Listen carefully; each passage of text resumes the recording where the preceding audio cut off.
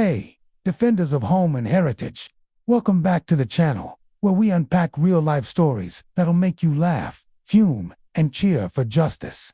I'm Alec Carter, a contractor from Crest Grove Meadows, Florida, and today, I'm diving into an epic showdown with an HOA tyrant named Linda Caraway, who called 911 on my backyard fire pit, only to learn it was pre-cleared by my brother, Fire Chief Miles Carter. Picture this: Linda, clipboard in hand, storms my yard, shrieking about fire hazards. I hold up my laminated permit and say, "Cleared by the chief, my brother." Her smug face collapses. This isn't just about a fire pit. It's about legacy, family, and fighting a bully who thought she could burn down my dad's memory. Drop your city and your wildest HOA story in the comments.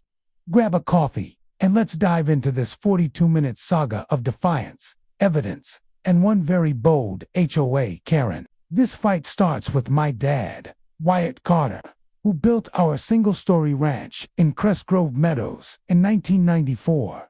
Every brick, every beam, his hand shaped this place after he retired from the fire department. The backyard fire pit, bricked stone by stone, was his pride. We'd roast marshmallows there every fall, his old fire helmet buried under the first layer. After he passed from lung cancer 3 years ago, I renovated the house, keeping that pit alive to honor him. It's not just a fire, it's Dad's legacy, burning on nights when the grief hits hardest. I'm 38, a contractor, and I've lived here since I was 5. My brother, Miles, 42, is the county fire chief, and he helped install the pit's safety ring in 2005, fully permitted.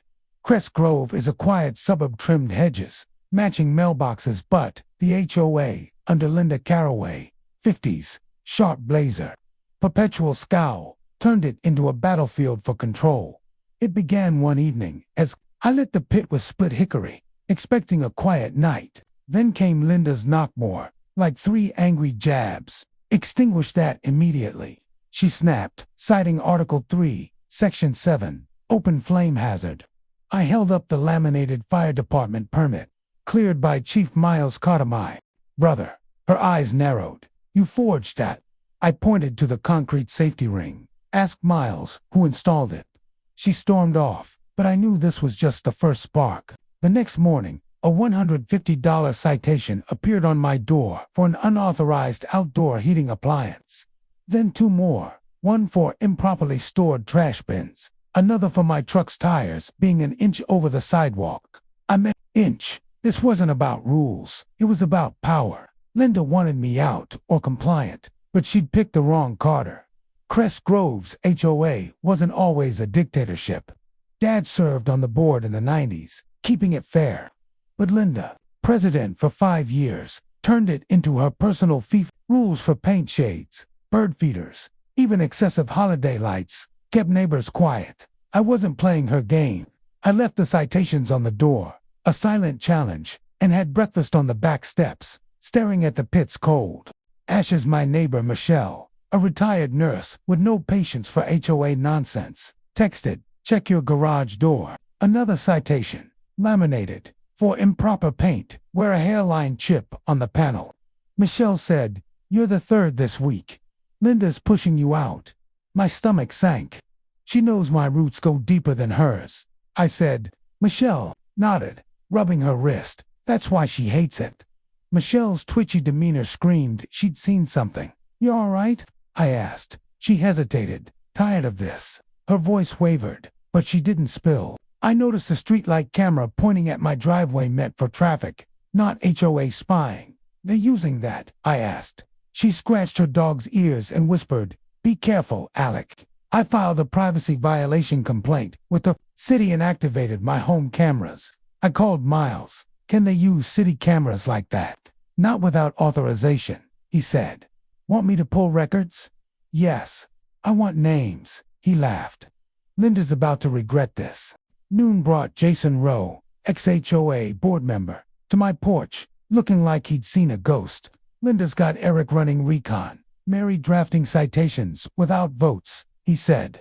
"She's using a fake fire code clause for emergency enforcement." He handed me a screenshot of closed session minutes. Linda saying, Get Alec out. We get the last plot for Phase 2 rezoning. My lot, the last privately owned at the street's end, backed onto a greenbelt.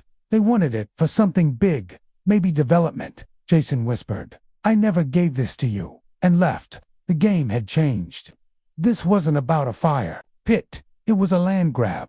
I met Cheryl, another neighbor, at a coffee shop. She slid back Jason's screenshot, hands trembling. If they know I showed you, they won't, I said. What's Phase 2? She whispered. A private fire access road through your yard. Sold as community safety. Craig's calling your pit a fire risk to justify it. She revealed the HOA targeted homeowners with fines until they sold, with buyers linked to Linda's niece. They took my cousin's house last year, she said, voice breaking. She didn't have your brother. I nodded. They're forging votes, aren't they? Cheryl hesitated. Minutes were altered to show unanimous consent. That was my opening. I drove to Dad's old trail marker in the greenbelt, where we'd scattered his ashes. A faded sign read, "Fire builds strength, clears dead wood," his words. The HOA wanted to bulldoze this for a fake road. I called Miles, checked the county fire access map. He confirmed no zoning change was filed. There are easements. Smoke, he said. In Dad's tool shed, I found a locked records box. Inside, a 2004 letter to the county disputed an HOA easement claim, signed by Craig Nelson, then secretary, agreeing never to pursue it. A zoning map confirmed our lots. Exemption. Dad was always 10 steps ahead. Miles called. Craig filed a zoning variance last week, citing fire safety. It needs unanimous homeowner consent via Form K23. You didn't sign. I smiled. Neither did Cheryl. Her 2004 minutes showed she abstained from the easement vote. I met Reggie Price, Dad's attorney friend, with the documents and a six-pack. Form K23's their weakness, Reggie said. No consent, no variance. File a stay motion for fraud. I noticed a city inspector on the trail behind my lot. Linda's move. I was ready. Craig sent a summons for an HOA disciplinary hearing at the annual budget meeting. Public. Packed. Perfect. I prepared with Helen, a retired fire dispatcher and neighbor, who'd seen Craig alter bylaws. She recorded a sworn statement. Craig backdated fire ordinance changes to target Alec. I collected affidavits from Ben Fine for a car, Melissa, sunflowers, and Lorenzo door paint.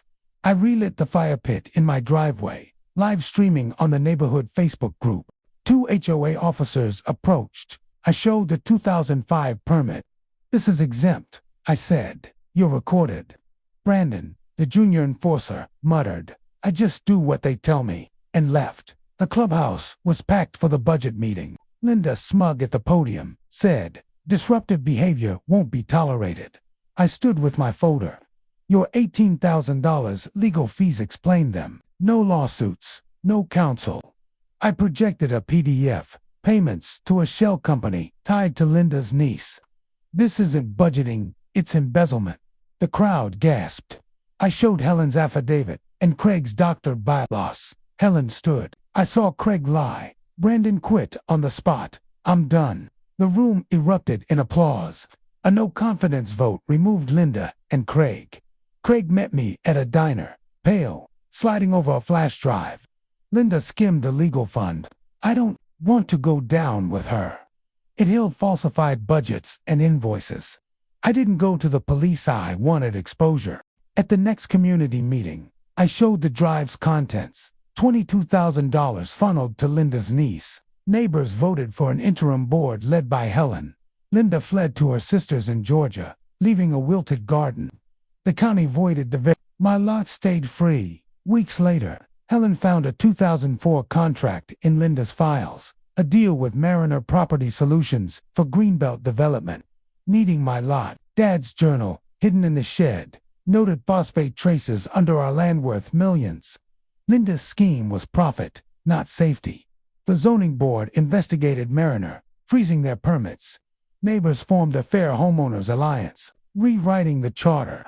Aiden, my nephew, built a community app for transparent violation logs. A plaque appeared by the pit. Wyatt Carter, builder, fighter, Friend, neighbors placed it. I lit the pit again. Neighbors join empathy with a casserole. Mr. Singh with carved matches. No citations, just community.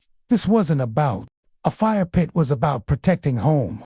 If you're fighting an HOA, document everything. Photos, timestamps, county deeds. Find allies like Helen. Check your lot's history. You might own more than you think. Share your HOA battle below. Are you watching? Let's keep these stories burning.